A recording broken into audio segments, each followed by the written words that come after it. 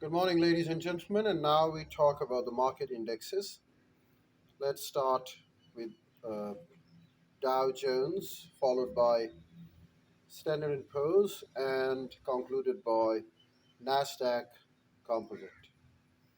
The Dow, the Dow Jones Industrial Average (DJIA) is the most widely cited U.S. index. The Dow measures the performance of U.S. financial markets by focusing on 30 blue chip companies as reflectors of the economic health.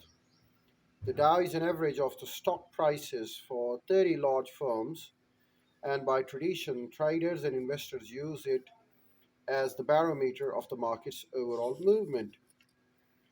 Because it includes only 30 of the 1,000 companies on the market, the Dow is only an approximation of the overall market's price and movements. Over the decades, Dow has been revised and updated to reflect the changing composition of US companies and industries.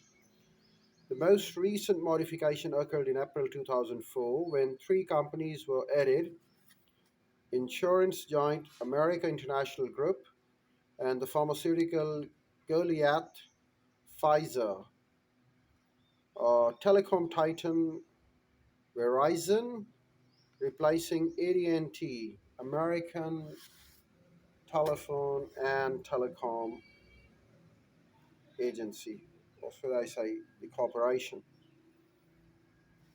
and Eastmore Kodak and International Paper also have been included in the Dow Jones Index.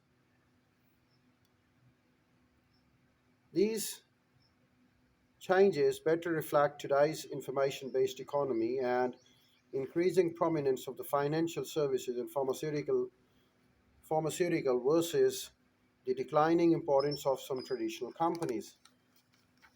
And that is the reason that they have been overhauled and regraded.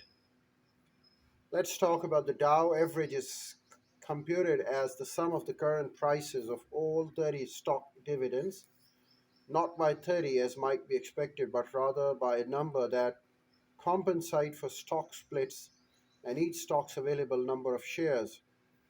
On June 1, 2004, for example, the value of that divisor was 0.14090,166. Each day, the divisor's value is printed in the Wall Street Journal as DJIA.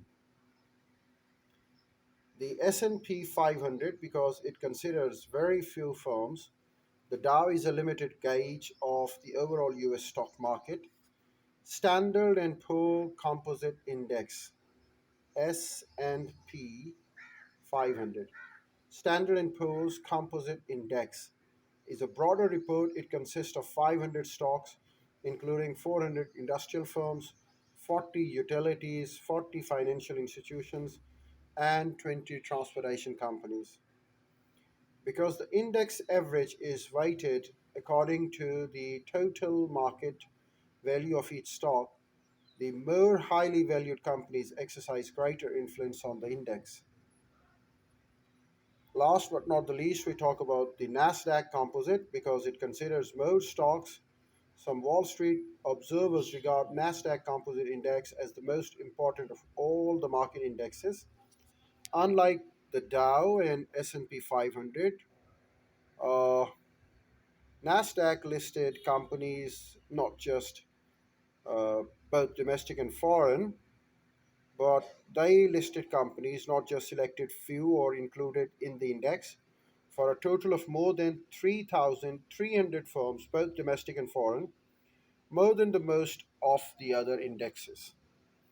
The popularity of Nasdaq index goes hand in hand with investors' growing interest in technology and small company stocks. Compared with the other markets, the Nasdaq market has enjoyed a remarkable level of activity.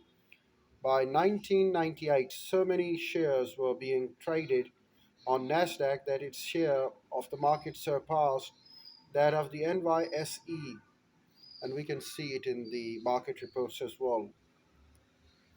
The Nasdaq traders volume, which continued to capture the market share through 1999, and so on.